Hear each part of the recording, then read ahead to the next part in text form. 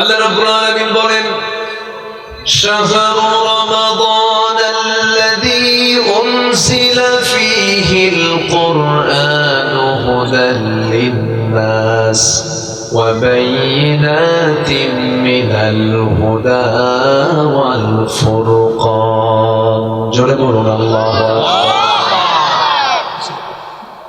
রমজান মাস الذي أنزل فيه القرآن যে মাসে আল্লাহ রাব্বুল আলামিন কোরআনকে নাযিল করেছেন হুদাল লিন-নাস মানুষের হেদায়েত করে মানুষের হেদায়েতের জন্য এবং সত্য মিথ্যার পার্থক্য সৃষ্টিকে হিসেবে আল্লাহ রাব্বুল আলামিন কোরআনটাকে নাযিল করেছেন কোন মাসে?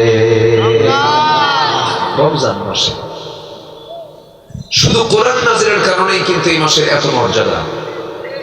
আল্লাহ তাআলা এক নাম্বার এই মাসের মর্যাদা দিয়েছেন কোরআন নাযিলের কারণে। জোরে বলে সুবহানাল্লাহ। যে মাস আসতেছে সামনে, এই মাসকে যেভাবে পালন করা দরকার ছিল জাতীয়ভাবে সেইভাবে পালন কিন্তু আজ পর্যন্ত আমরা দেখি না। স্বাধীনতার 53-54 বছর চলে, এদেশের হোটেলগুলো দিনের বেলা রোজার মাসে বন্ধ না খোলা? বলেন শুধু কি খোলা? সামনে পর্দা দিয়ে রাখে আর বলে ভিতরে পর্দার সহিত খাবারের ব্যবস্থা আছে। আমি কি ভুল বললাম? এই রমজান মাসে মদের যে দোকান বন্ধ না খোলা? বলেন বলেন। এই রমজান মাসে সুদের কারবার আছে না নাই বলেন তো? সবকিছুই কিন্তু চলছে হরদম। অথচ রমাদান কারীম এইগুলো থাকার তো প্রশ্নই ছিল না। যেটা 12 মাস হারাম, এই মাসে তো কোনো কথাই নাই। কিন্তু আমার দেশে সেই পরিবেশটা আমরা এখনো তৈরি করতে পারিনি। কারণ রোজা যা চায় আমাদের সমাজ রাষ্ট্রে তা নাই। রোজার যে দাবি সেই দাবিটা আজকের সমাজে নাই। কেউ রোজা রাখলো বা না রাখলো এটা নিয়েও কোনো প্রশ্ন নাই। কে নামাজ পড়লো বা নামাজ না পড়লো এটা নিয়েও কোনো প্রশ্ন নাই। বরঞ্চ বিগত সময়ে যারা নামাজ পড়েছে, দিন মেনেছে, কোরআনকে মানার চেষ্টা করেছে, ইসলামী আন্দোলন যারা করেছে, বরঞ্চ তাদেরকে অপরাধী বানাইয়া জঙ্গিবাদের মামলা দিয়ে জেলখানে ঢোকানো হয়েছে। এই সংকট থেকে আমরা একটু মুক্ত হতে পেরেছি। আল্লাহ তাআলা এই মুক্ত একটি পরিবেশ আমাদেরকে উপহার দিয়েছে। সম্পূর্ণ অবদান কার? আসতে বলবেন না কার? এত ক্রেডিট নেওয়া ভালো না। অনেকে বলে আমরাই তো ছিলাম। কে ছিল আর কে ছিল না? রাজপথে কার কতটুকু অবদান? জাতি আর অন্ধ নাই। জাতি কি অন্ধ আছে? জাতি কিন্তু অন্ধ নাই, জাতি কিন্তু সব বোঝে। এখন কোনো কিছু আড়াল করার সুযোগ নাই, ফাঁকিবাজির কোনো সুযোগ নাই। প্রযুক্তির সর্বোচ্চ ব্যবহার এখন চলছে, কোনো কিছু আড়াল থাকে না। আমরা বাপরা পারি নাই, পুলিশরা পারে নাই, কিন্তু পুলিশের সন্তানরা দেশকে মুক্ত করেছে। সম্মানিত ভাইয়েরা, আমি তো ভেবেছিলাম যুব সমাজ মনে হয় ধ্বংসের পথে, ডিভাইস আক্রান্ত, নেশায় আক্রান্ত। প্রায় দেশের 60 থেকে 70 লক্ষ যুব সমাজ মাদকাসক্ত। ভেবেছিলাম মনে হয় এরা শেষ হয়ে গেছে। না, জাতি মাথার তালে ঠিক। আল্লাহু আকবার বলেন। একদম টাইম বেঁধে দিয়েছে 45 মিনিট। মনে আছে না আপনাদের? শুধু টাইম দিয়েছে কয় মিনিট? 45 মিনিট। ওরা পালায় নাই। আজকে যদি ওরা পালাতো এই মাহফিলে হতো না। মাহফিলে আল্লাহ রাব্বুল আলামিন বলেন ইল্লা তানফিরু ইউআযিবকুম আযাবান আলীমান ওয়া ইস্তাবদিল কওমান غيركم ولا تضروه شيئا। জোরে বলুন আল্লাহু আকবার। তোমরা যদি পালাতে, এমন একটা জাতি তোমাদের উপরে চেপে বসতো যাদের কোনো ক্ষতি তোমরা করতে পারতে না।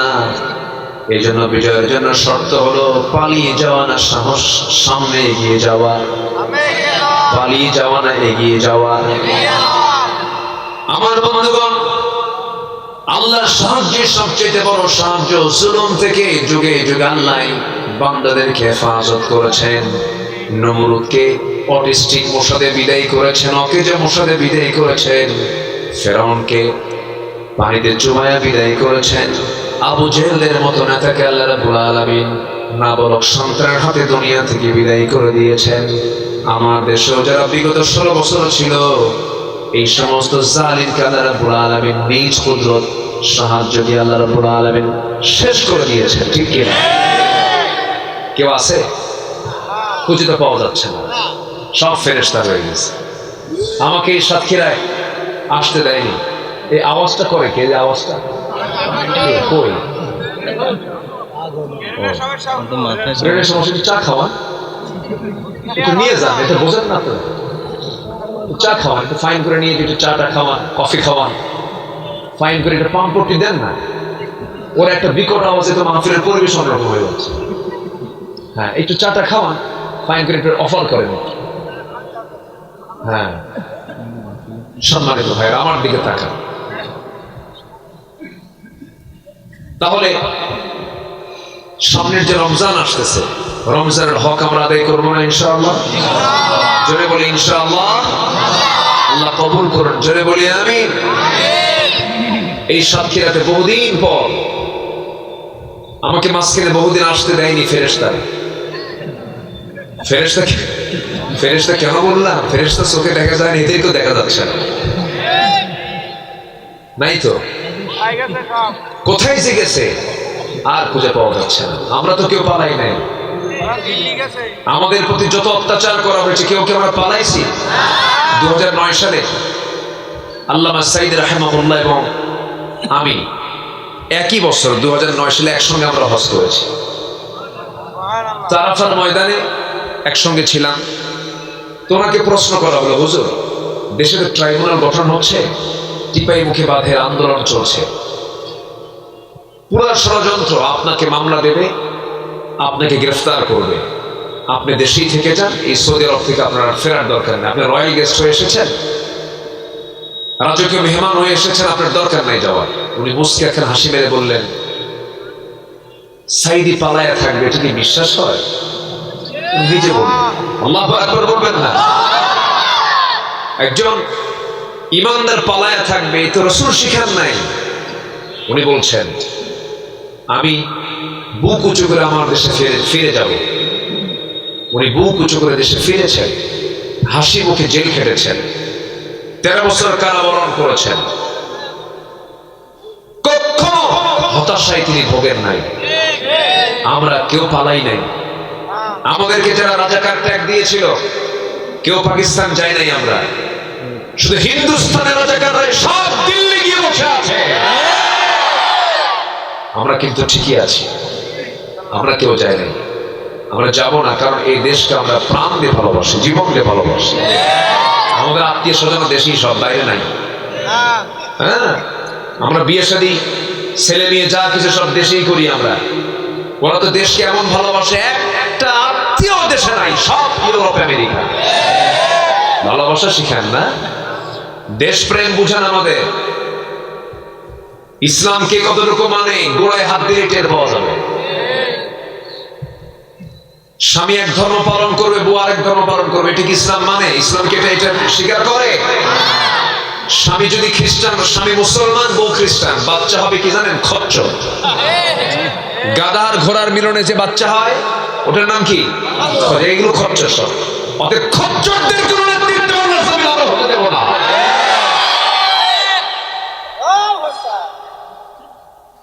অনেক কিছু সহ্য করেছি আমরা। আগামী দেশ আমরা কোরআনের দেশ দেখতে চাই। আগামীর সরকার আমরা নামাজের সরকার দেখতে চাই। ভণ্ডামি বহু দেখছি আমরা, বহু চাপাবাজি করেছে, বহু প্রতারণার শিকার আমরা হয়েছি। সব দেখা শেষ। আগামী দেশ হচ্ছে কোরআনের দেশ। রাজি আছেন কারা কারা? হাত উঁচু করে দেখান মুসলমান।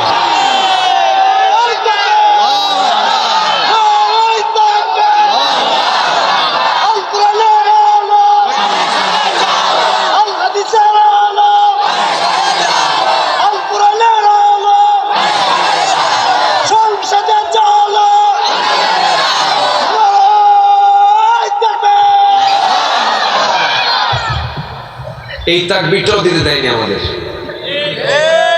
মানে মঞ্চ আসলে সব দোষ। যখন বসতাম মঞ্চে তখন দুই পাশে বসতো কিরামুল কাতিবিন। আমি কি ভুল বলতেছি? এগুলো তো করেছ ওরা। মাহফিল আসা মাত্রই কমিটির মহা টেনশন, হুজুর আপনি তো আসছেন, কি যা হয়, পুলিশ আসতেছে। আমি কি ভুল বলতেছি?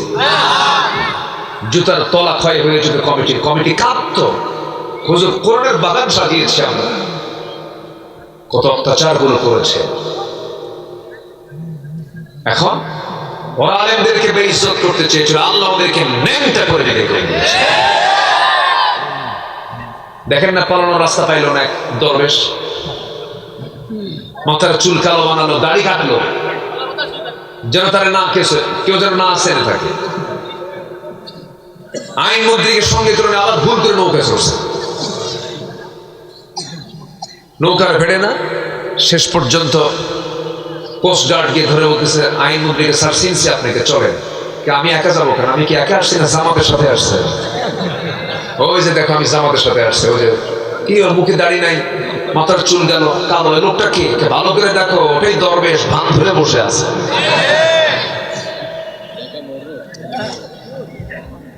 কথা কি বুঝতেছেন? কথা কি বোঝা যায়? ওরা চেয়েছিল আলেমদেরকে বেইজ্জত করতে, আল্লাহ ওদেরকে ন্যাংটার উলঙ্গ করে বিদায় করে দিয়েছেন। আল্লাহ আছেন, আল্লাহ শোনেন, আল্লাহ দেখেন, আল্লাহ বোঝেন না? টাইম মতো কেমনে কি হয়ে গেল। সামনের দিনেও যারা এরকম চাঁদাবাজি করতে চান, সামনের দিনেও যারা এইরকম পুনরাবৃত্তি ঘটাতে চান, একজন পালাতে নিয়ে ভাঙ্গে হেলিকপ্টার পাইছে, আপনি তাও পাবেন না। অতএব আমরা প্রতারিত হতে চাই না, আমরা কোরআন চাই, আমরা মুসলমান আছে, কোরআন আমরা চাই। যারা বলবে কোরআনের রাজনীতি নেই, নতুন করে ঈমান আনেন, আসতে কবেন না, আলোচনা বলেন ঠিক কিনা? কোরআনের রাজনীতি আছে না নাই? রাজনীতি শিখবো আমরা কি থেকে? কোন বাপেরটাও নেব না, স্বামীরটাও নেব না, কোন ভাইয়েরটাও নেব না, দাদারটাও নেব না, আমরা নেব কিসের থেকে বলেন? কোরআন থেকে। সোজা কথা। আমার কবরে আমাকে হিসাব দিতে হবে, আমার কবরের হিসাব কোন নেতা দেবে না, আমার হিসাব কি আমাকে দিতে হবে। আমার বন্ধুগণ, আল্লাহ রাব্বুল আলামিন বলছেন, বান্দারে আমি তোকে নির্দিষ্ট টাইম নিয়ে দুনিয়াতে পাঠিয়েছি, যে কোনো সময় তোর আমার কাছে আবার ফিরে আসতে হবে। অতএব আমি তোকে কিছু পরামর্শ দিই, শোন রে বান্দা।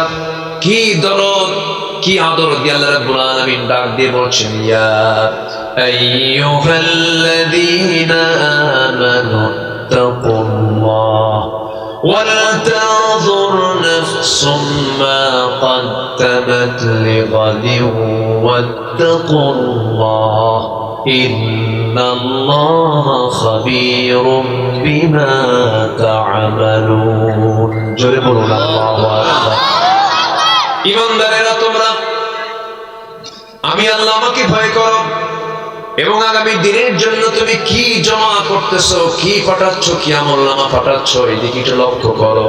সময় নষ্ট করো না, একটা সেকেন্ড যদি চলে যায় তোমার জীবন থেকে আর ফেরত পাবে না। প্রত্যেকটা মুহূর্তকে কাজে লাগাও, আর সাবধান, আমি আল্লাহ আমাকে ভয় করো, আর তুমি যা করো সব খবর কিন্তু আমার কাছে আছে। কে বলছেন? আল্লাহ বলছেন, আমাকে ভয় করো। আল্লাহর ভয় যদি কোনো বান্দার মধ্যে যদি ঢুকে যায়, পৃথিবীর কোনো ভয় তাকে কখনো ভয় দেখাতে পারবে না, ভীত করতে পারবে না। আল্লাহ রাব্বুল আলামিন তার রেজাল্ট জানায় দিচ্ছেন, ওয়া আম্মা মান খাফা মাকামা রাব্বিহি ওয়া নাহান নাফসা আনিল হাওয়া ফাইন্নাল জান্নাতা হিয়াল মাওয়া। জোরে বলুন আল্লাহু আকবার। যার দিলের মাকামে আল্লাহর ভয়টা জাগ্রত হয়ে যাবে, তার ঠিকানা জান্নাতে মাওয়া হয়ে যাবে। এই জন্য এই দিলের মধ্যে কোনো ভয় স্থান দেওয়া যাবে না, একমাত্র কার ভয় ছাড়া? কার ভয় ছাড়া? আল্লাহর ভয় ছাড়া। আল্লাহ রাব্বুল আলামিন বলছেন, বান্দারে দিন শেষে বন্ধু তো কেউ না, তুই কাকে বন্ধু বানা? সব তো হেরে যাবে, বউ তো আপন নয়, সন্তান তো আপন নয়, ছেলে মেয়ে তো আপন নয়, এই পৃথিবীর বাপ মা তো আপন নয়। পৃথিবীতে আপনজন বলতে আমরা যাদেরকে ভাবি মূলত কেউ আপন নয়। আপন যদি একজন তিনি থেকে যাবেন, তিনি আমার কে? বলুন, তিনি আমার কে?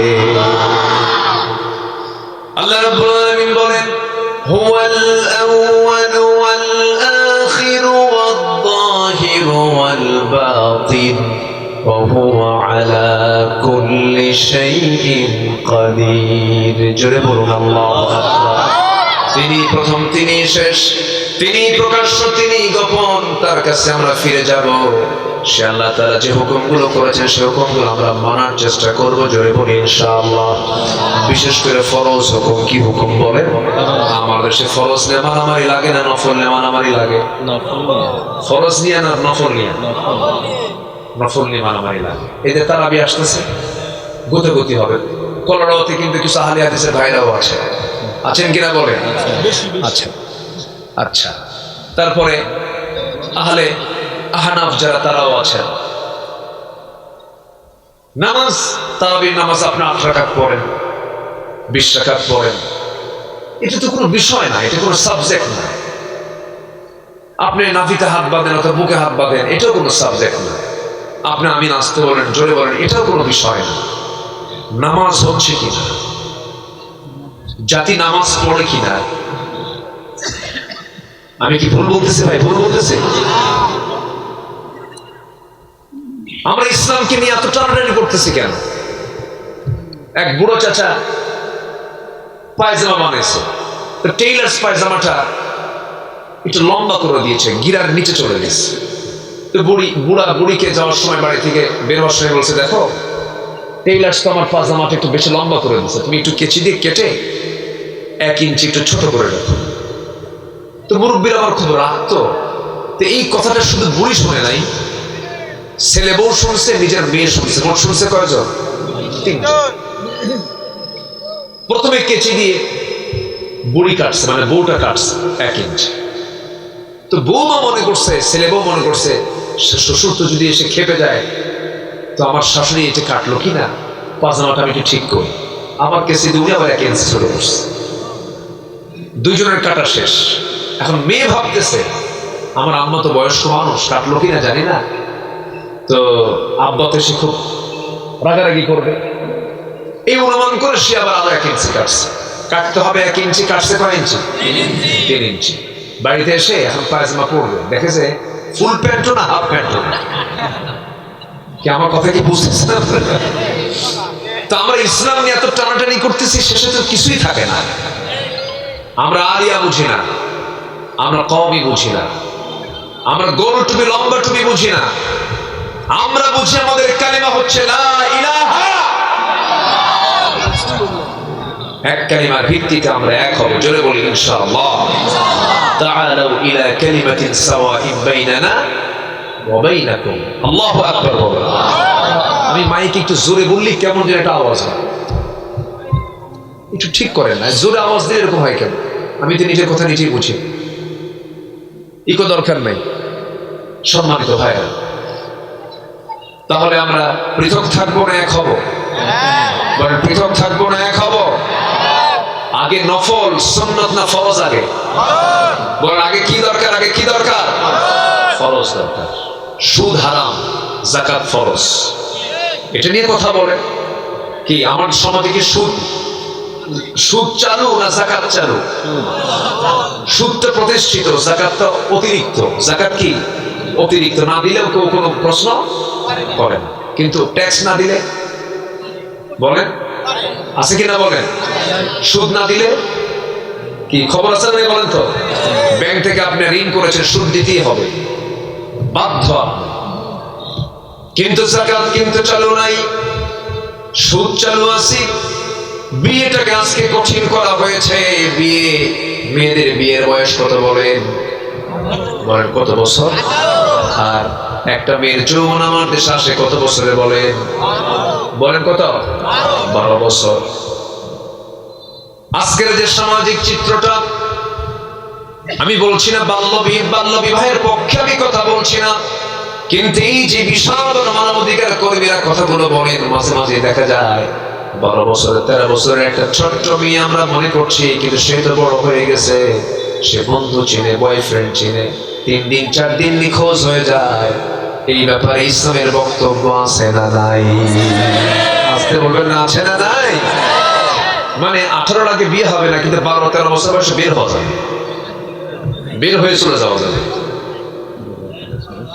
আমি কি ভুল বলছি ভাই? এগুলো কথাগুলো কি ভুল বলতেছি আমি? যৌবন আসে 12-তে, আর বিয়ের শর্ত দিছে কত বছরে? 18। এই 6 বছর কি করবে? হ্যাঁ, বিয়া ছাড়া কাম করবে। এই তো, হ্যাঁ, এই তো বয়ফ্রেন্ড আর গার্লফ্রেন্ড খুঁজবে। এই নোংরামিগুলো আমার দেশে কমছে না বাড়ছে? আমার দেশে বিয়ে সহজ না জেনা সহজ? বলেন, বিয়ে সহজ না জেনা সহজ? জেনা সহজ। কিন্তু ইসলাম বিয়েকে সহজ করতে বলেছে, জেনাকে কঠিন বানাতে বলেছে। জেনা যেন কোনো ক্রমে না হয়। একটা মেয়ে 2-3 দিন নাই ছেলের সঙ্গে ঘুরে বেড়াচ্ছে, কোনো দোষ নাই। রাষ্ট্রের আইন কি জানেন? ওর দোষ হলো 100 টাকা জরিমানা মাত্র। কত টাকা জরিমানা? 100 টাকা জরিমানা। আমার বন্ধুগণ, এই জন্য কোনো ফরজ বিধানকে লঙ্ঘন করা যাবে না, ফরজকে লালন করতে হবে।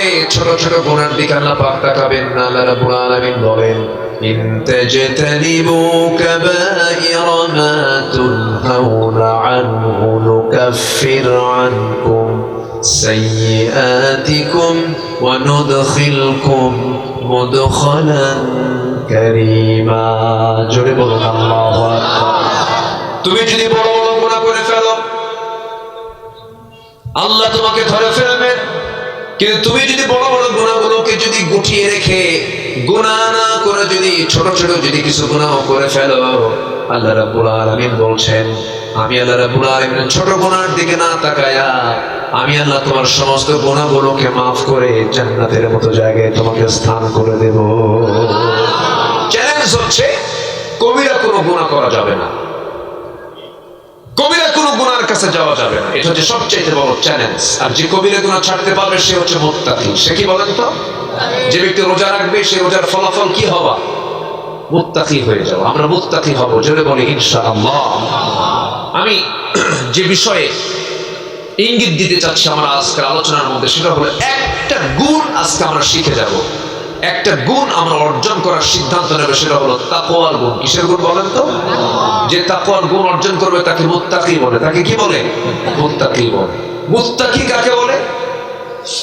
মুত্তাকি তাকেই বলে যে সকল প্রকার হারাম থেকে নিজেকে গুটিয়ে রেখে হালাল পথে যে বান্দা নিজেকে প্রতিষ্ঠিত করে, তাকেই বলে মুত্তাকি। জোরে বলেন সুবহানাল্লাহ। আমার সমাজে, আমাদের সমাজে আজকে হারাম বেশি না হালাল বেশি? বলেন, হালাল বেশি না হারাম বেশি? হারামটা বেশি। হারামের সরাসরি আছে। আমার বন্ধুগণ, আল্লাহ রাব্বুল আলামিন সেজন্য সুন্দর করে বলছেন, ইয়া আইয়ুহাল্লাযীনা আমানু কুতিবা আলাইকুমুস সিয়াম কামা কুতিবা আলাল্লাযীনা মিন ক্বাবলিকুম লাআল্লাকুম তাত্তাকুন। জোরে বলুন আল্লাহু আকবার। আয়াতটা কি মানে নতুন মনে হয় না পুরাতন মনে হয়? পুরাতন না? সবার কাছে কি এরকম নতুন মনে হচ্ছে নাকি? খুব কমন আয়াত। আনকমন না কমন? কমন। সবার কাছে এটা কমন আয়াত। এই আয়াতটা আমরা সারা জীবন বহুবার শুনেছি, কিন্তু এই আয়াতের যদি শুধু একটা আয়াতের যদি আজকে প্রতিফলন থাকতো, সমাজের চিত্র আজকে এমনটা হতো না। আল্লাহ সুন্দর করে বলছেন, তোমাদের জন্য আমি আল্লাহ রাব্বুল আলামিন রমজানের সিয়ামকে ফরজ করে দিয়েছি। আল্লাহ পাক এখানে ফরজ শব্দ বলেন নাই, কুতিবা আলাইকুমুস সিয়াম লিখিত আকারে পাশ করেছি, ফরিদা বলেন নাই। আইন দু প্রকার, দলিল দু প্রকার, একটা হচ্ছে মৌখিক দলিল আর একটা হচ্ছে লিখিত দলিল। আপনাকে কেউ মৌখিক দলিল করে দিল, এটা মজবুত হবে না, লিখিত দলিলটা মজবুত হবে। কি দলিল মজবুত হবে? লিখিত দলিলটা মজবুত হবে। আল্লাহ পাক রোজাকে লিখিত আকারে পাশ করেছেন। জোরে বলেন সুবহানাল্লাহ। এই রোজাকে ফরজ করে দিয়েছি তোমাদের জন্য, কামা কুতিবা আলাল্লাযীনা মিন ক্বাবলিকুম, যেমন করে আমি আগের লোকদের উপর আমি রোজাটাকে ফরজ করেছিলাম। তাহলে এখন বলুন, রোজা কি শুধু এই উম্মতের জন্য ফরজ না আগের উম্মতদের জন্য ফরজ? আগের উম্মতদের জন্য ফরজ ছিল। আল্লাহ পাক এই হুকুমটা দিয়েছেন কেন? এই হুকুমের ফলাফল হলো এই হুকুমকে যারা ফলো করবে তারা জান্নাতে যাওয়ার সবচেয়ে বড় গুণ মুত্তাকি হতে পারবে। জোরে বলি সুবহানাল্লাহ।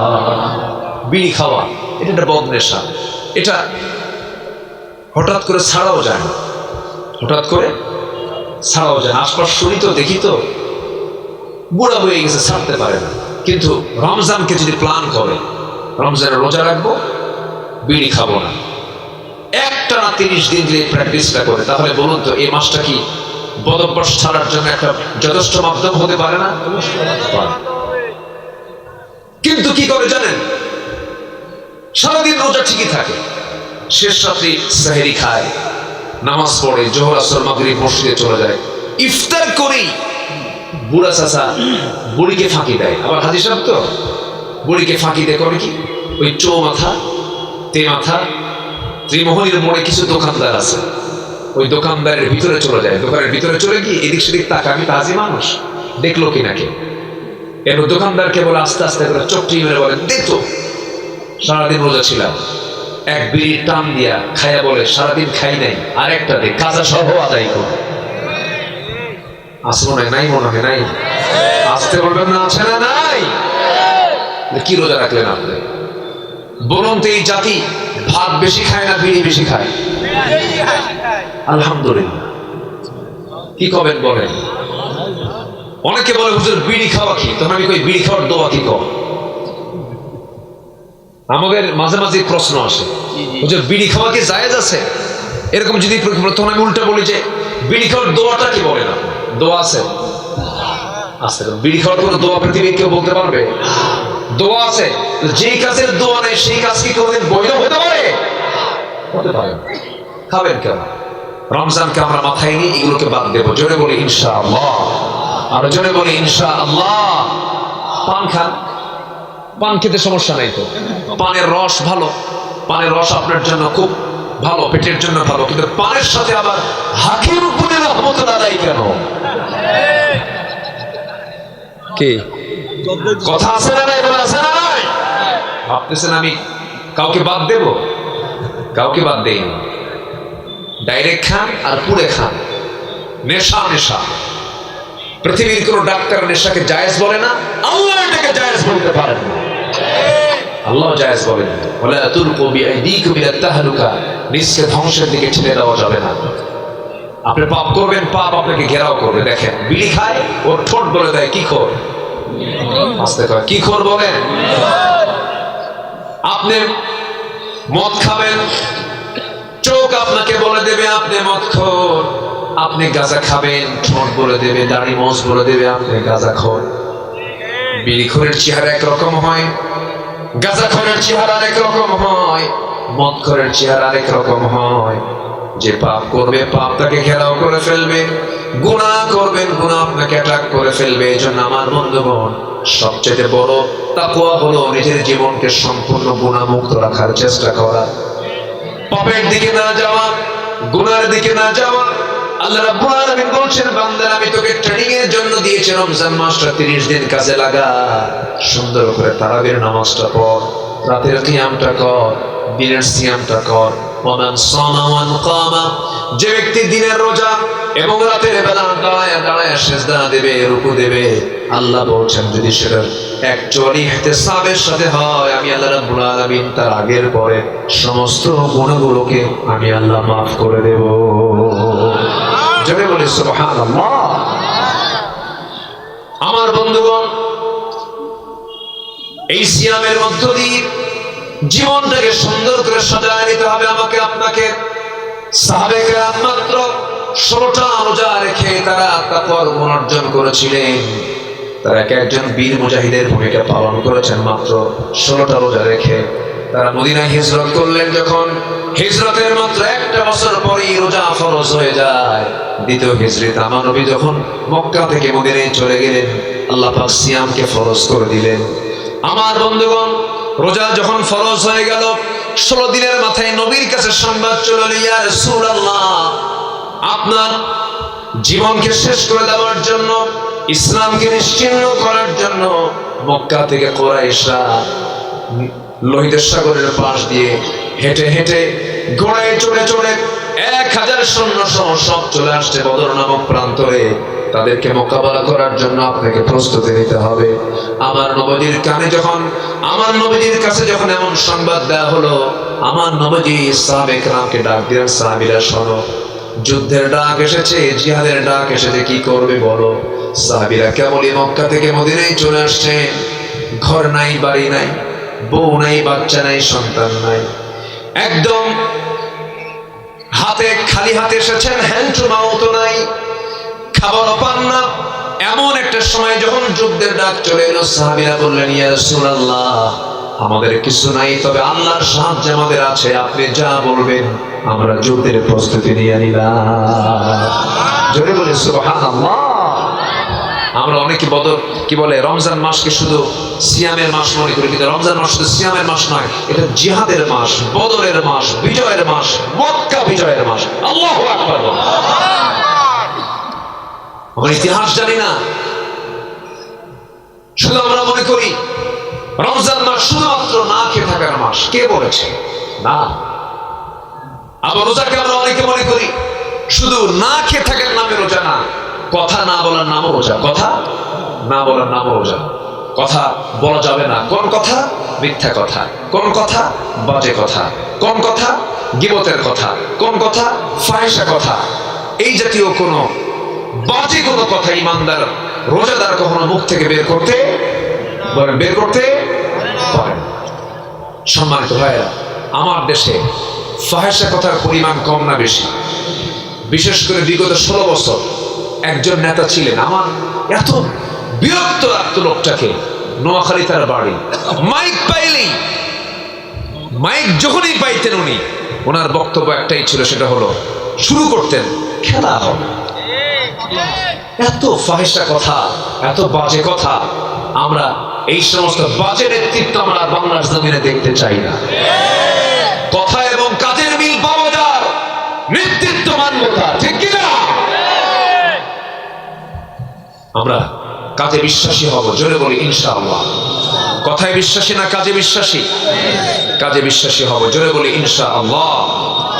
সম্মানিত ভাইয়েরা, সম্মানিত বন্ধুগণ, আল্লাহ তাআলা আগের যুগের মানুষের উপর রোজাকে ফরজ করেছিলেন। দাউদ আলাইহিস সালাম রোজা রেখেছেন একদিন পর পর, একদিন পর পর। মারিয়াম আলাইহিস সালাম তিনিও রোজা রেখেছিলেন। তার রোজা ছিল না খাওয়া রোজা নয়, কথা না বলা রোজা। কি বলেন? কথা না বলা রোজা। ওনার পেটে আল্লাহ পাক একটা সন্তান দিয়েছিলেন, যার পিতার কোনো পরিচয় ছিল না এবং তার কোনো স্বামীও ছিল না। আল্লাহ পাক তাকে পিতৃহীন, স্বামী ছাড়া একটা সন্তান দিয়েছিলেন, যে সন্তানটা এখনো মারা যান নাই। তিনি আসমানে আছেন, আবার তিনি আসবেন। যেই মহিলা তার মা ছিলেন, সেই মহিলার নাম কি বলেন? বলেন কে? মারিয়াম। বাড়ি কোথায়? ব্রজবক্সা। ভালো করে করোনাতে মরিয়াম আছে না নাই বলেন তো? এটা করোনা মরিয়াম বলছি না, বলতেছি হলো ফিলিস্তিনের মারিয়াম। আল্লাহু আকবার বলেন। কোথাকার বলেন? ফিলিস্তিন। সেখানে তার বাড়ি ছিল, সম্ভ্রান্ত পরিবারের ছিলেন। তার বাবার ইতিহাসও আছে। আল্লাহ পাক তার বাবার নামে একটা সূরা দিয়েছেন, সূরা আলে ইমরান। আবার নিজের নামেও আছে সূরা মারিয়াম। বাপ আর বেটি দুই সূরা দখল করে ফেলছেন। আল্লাহু আকবার। কত সম্মানিত একটা পরিবার। এই মারিয়ামকে আল্লাহ পাক রোজা রাখতে বলেছিলেন। কিসের রোজা? না কথা বলার রোজা। যখন তিনি তার সন্তানকে যখন প্রসব করলেন, সন্তান ডেলিভারি হয়ে গেল। এর আগে তো অনেক লম্বা কথা, সময় নাই। সন্তান ডেলিভারি হওয়ার পর এই সন্তান কিনে তিনি কি করবেন আল্লাহ পাক তাকে জানালেন, মারিয়াম তুমি এটা নিয়ে আর নির্জন পরিবেশে থাকার দরকার নাই, মানুষের মাঝে চলে যাও। তিনি বললেন, আল্লাহ আমি কেমন করে যাব? আমাকে তারা যে পরিমাণ গালিগালাজ দিয়েছে, আমি এই সন্তানটা নিয়ে গেলে তো আমিও গালি শুনবো, সন্তানটা গালি শুনবো। তখন আল্লাহ বললেন, তুমি বলবে আমি রোজা আছি, আমি কোনো কথা বলবো না। সুবহানাল্লাহ। দেখেন রোজা কত আগে, যে সময় লোকজন বলে ফেললো মারিয়াম এই যে সন্তানটা আনছ, সন্তানটা টেনে নিয়ে আসছে, এই সন্তানটার বাবার পরিচয় কি আমাদেরকে জানায় দাও। সঙ্গে সঙ্গে তিনি বলছেন আমি কোনো কথা বলবো না, আমার সর্ব প্রশ্নের জবাব আমার সন্তান দিয়ে দেবে। তিনি বললেন ক্বালাত ইন্নী নাযারতু লিররহমানি সাওমা, আমি রোজাদার, আমি কোনো কথা বলবো না, যা কথা তোমরা আমার সন্তানকে প্রশ্ন করো। সবাই বলল বুঝতে পেরেছি মারিয়াম পাগল হয়ে গেছে, ছোট্ট বাচ্চা কেমনে কথা বলবে? 3 দিনের নবজাতক বাচ্চা তো কখনো কথা বলতে পারে না। এমন সময় একজন হেয় করে ইনসাল্টের সুরে নখটা উঁচু করে সন্তানকে যখন দোলনায় থেকে সন্তানকে যখন প্রশ্ন করেছে, দোলনা থেকে সন্তান জবাব দিচ্ছে বড় মানুষের মতো, ক্বালা ইন্নী আবদুল্লাহ আতানিয়াল কিতাব ওয়া জাআলানি নাবিয়্যা, আমি হলাম আল্লাহর গোলাম, আল্লাহ পাক আমাকে ইনজিল কিতাব দান করেছেন, আর আল্লাহ পাক আমাকে তোমাদের সবার জন্য নবী করে পাঠিয়েছেন। আর এই মহিলা হচ্ছেন একজন নবীর মা। খবরদার, একজন নবীর মার সঙ্গে তোমরা কেউ কোনোদিন বেয়াদবি করতে পারবা না। সুবহানাল্লাহ। সত্যকে প্রকাশ করে দিয়েছেন কে? আল্লাহ পাক। তাহলে মারিয়াম রোজা রেখেছেন কি না খাওয়ার, না কথা না বলার? তাহলে আমাদের কি শুধু না খাওয়ার রোজা? বলেন সাথে কি আছে? কথা না বলার রোজা। কথা বলা যাবে না, কথা বলতে চাইলেই কথা বলা যাবে না। যে ব্যক্তি তার জিহ্বার লাগাম টেনে ধরবে সে দুনিয়াতেও নাজাত পাবে, আখিরাতেও নাজাত পাবে। যার কথা যত কম সে তত নিরাপদ।